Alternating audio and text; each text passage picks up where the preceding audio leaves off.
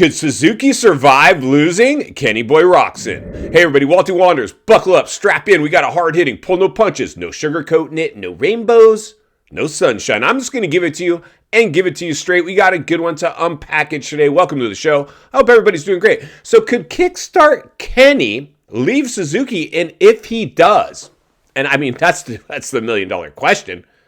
Could they survive? I mean, friends, we got to do a deep dive. In fact, if you're new, get subscribed, jump over to the community page. We're going to reveal it here in a second. We have an active poll that just went up asking exactly this. We're going to reveal some of those results right now. The polling is currently coming in. So jump over there and get into the comments. Bring your tear-offs. The roost is going to fly, man. We might do another show where we'll take a lap around and read some of the comments. But right now, we're going to reveal some early polling. And listen, friends, it ain't looking pretty. It ain't looking pretty. I mean, listen, let's just cut to the chase, man.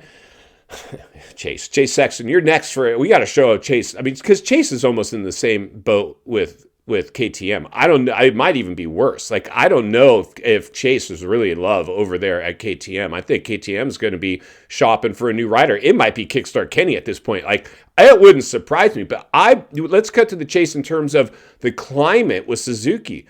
Suzuki was on literal life support before Kickstart Kenny went with his viral post on which ride should I take after Honda unceremoniously ushered him out for the Wonder Boy. I mean, that's what happened, right?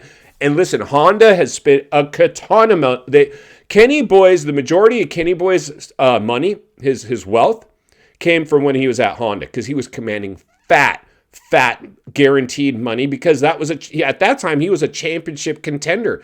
Now he's not a championship contender, although when his agent, listen, friends, all these riders, the big factory boys, and even a lot of these privateers have agent representation, and their agent, to keep their job, I mean, they have to really go sell their rider. Like, listen, man, this guy is championship. He's got all these people around him. He's doing this, that, and the other. He's going for a championship. He could still win. This guy will be in the championship hunt. That's what, when you sign riders, that's what you want to hear. But are we getting that from Kenny Boy? Not now.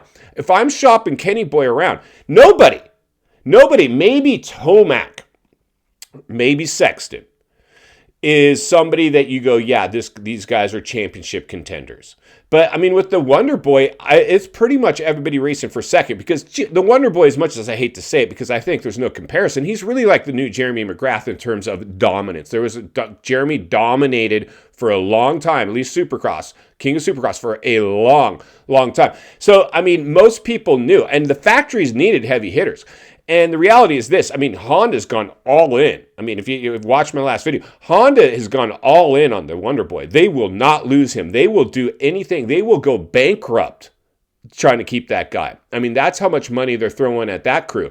And this is dangerous waters because we're in a boom-bust cycle with the economy. And we just went through some gnarly artificial boom. And now we're headed for a manufactured bust. And this is going to reach into all industries, and the motocross industry will be no exception. In fact, they might even get hit a little harder than some of the other industries that can weather some of these storms.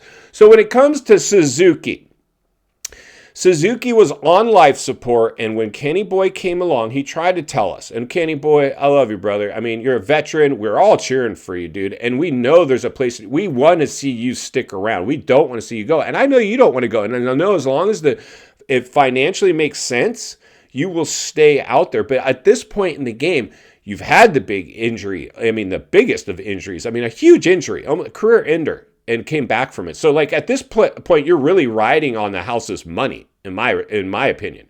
You are playing with the house's money because you shouldn't even be out there. The fact that you are, huge. But you picked that Suzuki, and we all knew. Do you really want to go kickstart a Suzuki when everybody else has electric start? No. You did it because that was the one that made the most financial sense. And if you have an agent, they are negotiating guaranteed money. There's a lot of contracts out there that maybe would have or could have or will pay bigger money if there's performance incentives. But these guys want guaranteed. I want guaranteed money. And that's what Kenny Boy got. Now, they had to go shop an outside sponsor, of course. In this case, it was Progressive. Before Suzuki had Makita, it was Makita Suzuki, but that's when they had the James Stewart there for a minute. That's when they had the Ricky Carmichael. That's when they were actually a player. That's when all the other bikes were kickstarts as well. But something happened at Suzuki. Well, we know it happened. Roger DeCoster wanted a 2-year deal, and they'd only give him a 1-year deal. He jumped ship, went over to KTM, and in short order, made them championship team. And Suzuki has never recovered from that. They never, ever recovered. There's a saying, be greedy when others are fearful, fearful when others are greedy. They got potentially greedy, and they were trying to cut overheads, and they're like, we don't want to commit to this guy for 2 years. Dumb. Because clearly Roger, I mean, he's been in the game long enough to know how to make things happen. And he's probably fairly easy to work with, if I had to imagine. So the reality is this. Kenny Boy jumped on the money. It was a payday. I was a betting man. I would say Kenny Suzuki move was purely payday reasons that he went with the Suzuki. Because you don't ride the Suzuki because you want to. You ride the Suzuki because you got paid to. But now the climate has changed, because at that time, the Wonder Boy wasn't on the terror that he is on now. And at that time, I'm Kenny Boy's agent. I'm going to, Suzuki, listen, we can win a championship for you. We can put you back on the map. We can breathe life back into this brand. And that was the promise they made. And it didn't quite deliver. But even though it didn't deliver a championship, which I have to imagine, being in the sport as long as I have, that was something that was on the table in the conversation and being pushed or painted that picture of Kenny Boy can win. He's championship pedigree, and he's not. So what does Suzuki do moving forward? Well, they try to hold on to Kenny for several reasons. For one, they've already got a huge investment into Kenny, but it's clear that he's not going to deliver the championship. So I have to imagine if his new contract, if there's one being negotiated, it's not going to be paying as much as the old contract, but still probably a pretty lucrative deal because he's Kenny Boy Roczen. He's Kenny Boy Roczen, and he's going to garnish his fair share of fanfare that the sponsors will want. But don't try, I would have a hard time if I'm Progressive or Suzuki or whoever it is that I'm dealing with. If you're telling me as Kenny's agent, he can win a championship. We got new trainers, nutritionists, psychologists. We're all on board. Kenny's going for it. He thinks he can take down. No, I would laugh you out of the room. Let's just boil this down. Kenny Boy is not winning any championships. At least it's a long shot at best. So how should we pay you moving forward? Well, Kenny Boy's agent's like, listen, we're talking to Ducati. We're talking to whoever star. We're talking to anybody and everybody. And we're going to go where? Where the money goes. We're going to go wherever the most money is. And that's what Kenny Boy's agent is telling Suzuki right now.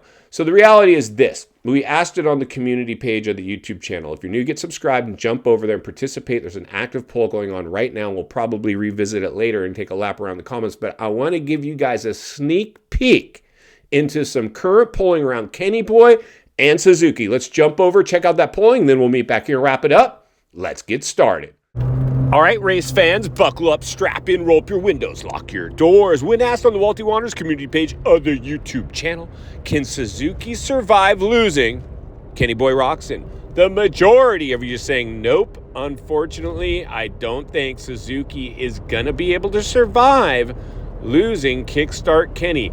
In fact, did Kickstart Kenny breathe life back into Suzuki while they're basically running on fumes on life support? Well, friends, that's pretty much the way things looked. And it's shaken out once again because, unfortunately, Kenny Boy Roczen is not going to be able to race forever. And there's a good chance he's probably getting shopped around at this point because I don't think he's championship threat anymore. And when they bought Kenny Boy Roczen, I'm sure that's what they thought. Hey, if we can get a championship, we can get back on the map and get funding to breathe life back in to our off-road or supercross, motocross program. These are conversations that definitely go on behind closed doors. Let's get back to the studio and wrap this one up.